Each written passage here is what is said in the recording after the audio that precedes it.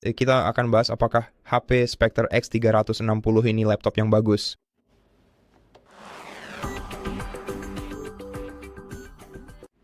Jadi secara singkat, sebenarnya sulit untuk mengatakan, terutama jika mempertimbangkan seberapa luas definisi bagus itu sendiri.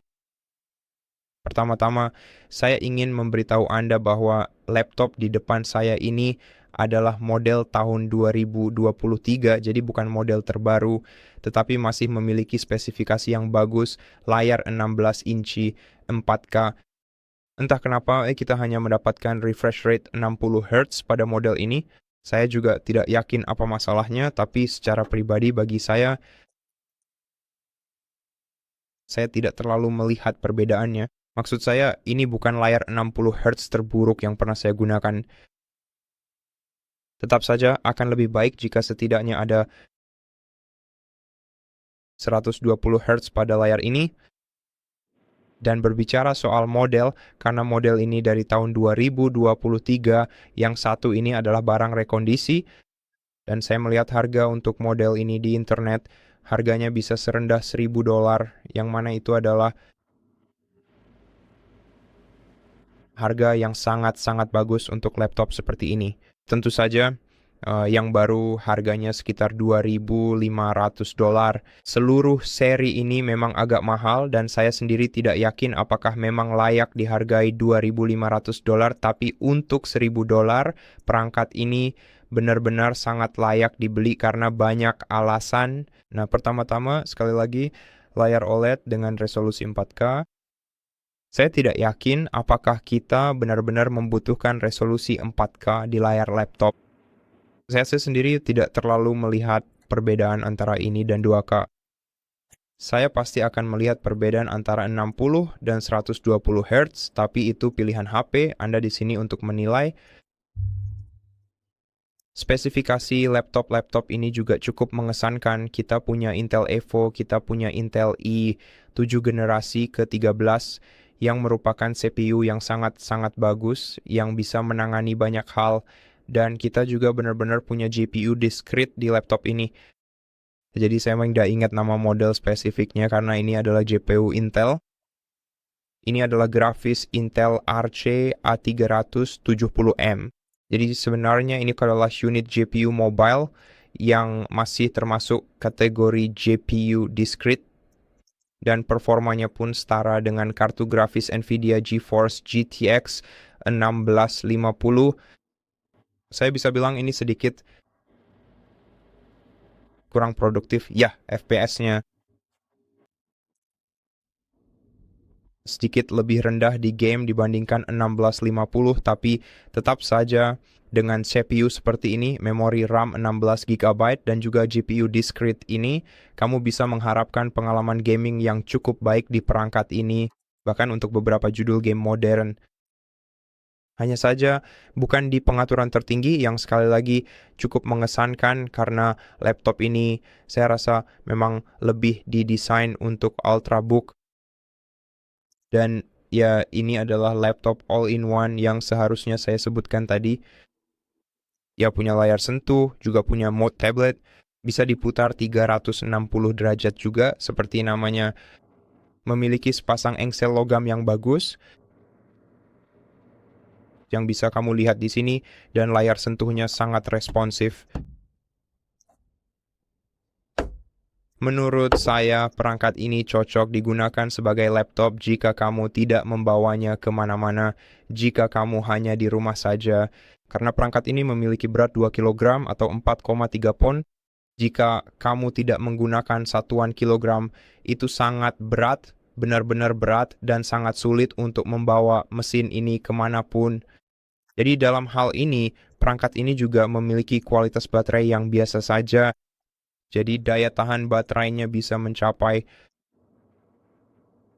rata-rata 8 jam pada model 16 inci dan 11 jam pada model 14 inci. Namun, ini hanya berlaku menurut saya untuk beberapa bulan pemakaian saja. Setelah waktu tersebut, banyak pengguna melaporkan bahwa daya tahan baterai turun drastis. Namun, perangkat ini memiliki fitur bawaan, yaitu fitur baterai adaptif bawaan yang bisa diaktifkan di BIOS. Dan dari yang saya harapkan dari pengalaman saya dengan laptop saya, fitur ini secara otomatis sudah aktif di BIOS. Jadi menurut saya, Anda bahkan tidak perlu mengaktifkannya secara manual. Tetap saja, perangkat ini menggunakan banyak daya baterai dan mengingat bobotnya yang sangat berat, saya akan mengatakan bahwa ini lebih cocok sebagai perangkat yang digunakan di rumah saja.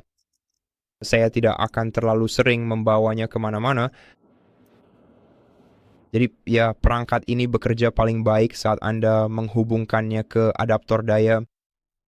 Dan laptop ini sebenarnya menggunakan adaptor daya 135 watt yang sebenarnya agak terlalu besar untuk adaptor dengan kapasitas seperti itu, tapi tetap aja rasanya tidak masuk akal untuk perangkat ini. Memiliki layar sentuh dan berat 2 kilogram, tapi mungkin itu hanya keputusan desain yang secara pribadi saya tidak mengerti. Mungkin ada orang yang memang menghargai hal seperti itu, keputusan seperti itu. Sekarang, mari kita lihat juga bagian keyboardnya. Jadi kita mendapatkan keyboard HP standar seperti biasanya. Saya rasa HP menggunakan keyboard yang sama di setiap produknya. Ini adalah keyboard HP. Kalau kamu suka, kamu juga akan suka dengan laptop ini. Kalau tidak, ya sayang sekali. Laptop ini, perangkat ini sudah memiliki fitur pemindai sidik jari yang sangat responsif. Selain itu, terdapat juga 2 baris speaker berukuran besar yang bagus, yang juga mampu menghasilkan kualitas suara cukup jernih dan mantap. Speakernya sangat keras, benar-benar sangat keras, dan kita juga punya layar sentuh yang sebenarnya tidak terlalu nyaman digunakan, tapi ukurannya besar, itu bagus. Saya suka, benar-benar suka.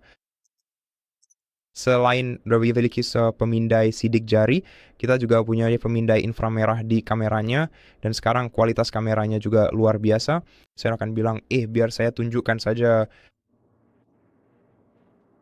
seperti apa gambar dari kamera ini saat saya menggunakannya. Saat saya tampilkan di layar penuh, hampir tidak terlihat adanya artefak. Jadi saya tidak yakin spesifikasi kamera yang ada di sini, tapi kamera ini sangat bagus, bahkan lebih baik daripada di MacBook. Maksud saya, MacBook kebanyakan mengandalkan kamera iPhone karena kamu bisa menghubungkan iPhone ke MacBook dan akhirnya mendapatkan kualitas kamera yang benar-benar bisa dipakai. Tapi tetap saja, MacBook punya kualitas webcam terbaik yang pernah saya lihat di laptop. Dan melihat ada laptop yang punya kualitas lebih baik itu sangat jarang, dan ini jelas salah satunya. Kameranya juga punya penutup keamanan kamera semi-otomatis yang bisa diaktifkan dengan menekan sebuah tombol. Sekarang mari kita perhatikan lebih detail mengenai berbagai port yang tersedia di perangkat ini. Jadi di bagian sini kita bisa melihat ada port USB 3.0 yang terletak di sisi sebelah kiri. Namun sejujurnya desainnya terlihat unik dan cukup aneh bagi saya. Saya tidak merasa yakin sebenarnya fungsi utama dari desain port ini untuk apa. Tapi ya, ini adalah port USB. Saya serahkan ini kepada Anda untuk menilai. Jadi, kita punya port HDMI, ada juga mini jack di posisi yang cukup menarik di pojok sekarang di sisi kanan. Kita juga punya pembaca kartu SD yang sangat berguna untuk dimiliki.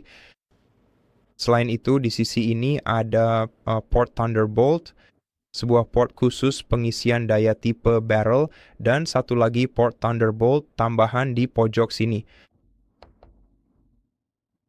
Dan berbicara tentang sasis perangkat ini, rasanya nyaman di tangan, dan juga terasa premium secara umum, tapi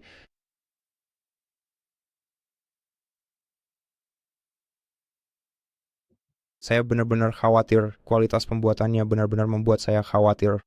Maksud saya akan bilang laptop ini tidak bisa rusak, jelas tidak, meskipun mungkin memang dirancang seperti itu. Maksud saya, sepertinya memang seharusnya terasa, Anda tahu,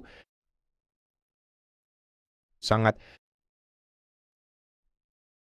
andal, tapi menurut saya sasisnya sendiri tidak terasa sekuat yang seharusnya. Jadi menurut saya akan lebih baik jika Anda membawa perangkat ini di dalam tas, sudah pasti. Saya rasa perangkat ini mudah rusak dan kadang-kadang mengeluarkan suara berdecit saat saya memegangnya di tangan. Jadi sebenarnya saya agak khawatir dengan kualitas bangunan perangkat ini, tapi sekali lagi engsel logamnya sangat-sangat bagus. Jadi setidaknya bagian terpenting dari laptop ini pasti aman. Dan apalagi yang bisa saya katakan tentang laptop ini? Saya rasa saya udah menyebutkan semua yang ada di pikiran saya. Ya, hal terakhir yang sangat penting adalah dukungan. Nah, perlu Anda ketahui bahwa pengalaman dukungan dari HP itu sangat istimewa dan berbeda dari yang lain. Saya bisa bilang dalam arti yang kurang baik. Tapi tetap aja bagus kalau ada dukungan. Kita punya HP Support Assistant. Dalam kasus saya, ini pada dasarnya satu-satunya aplikasi yang didukung. Dan aplikasi ini tidak terlalu banyak membantu, tapi kita bisa cek baterai di sini dan mendapatkan banyak pop-up di layar. Tapi ya, entah kenapa kita tidak punya fitur pembatas baterai, kita hanya punya adaptor baterai yang sudah saya sebutkan sebelumnya. Dan ya, masih saja memiliki laptop ini dengan harga seperti itu, dengan harga $1.000, sebuah laptop itu benar-benar performa seperti Ultrabook pemula yang bahkan sedikit bisa berperforma seperti laptop gaming, yang memungkinkan kamu bermain beberapa game kompetitif atau bahkan beberapa game AAA modern di pengaturan menengah. Ya, menurut saya perangkat ini masih punya jalan panjang. Meskipun menurut saya perangkat ini punya terlalu banyak fitur yang sebenarnya tidak terlalu dibutuhkan, seperti layar sentuh di laptop ini. Saya pernah tidak melihat bagaimana kamu benar-benar bisa menggunakannya, tapi ya itu saja sih. Jadi silakan nilai sendiri. Saya harap kamu suka dengan video ini. Saya sudah berusaha menyampaikan semua yang ingin saya sampaikan di dalamnya. Yuk subscribe channel kami, like, komen, dan sampai jumpa lagi.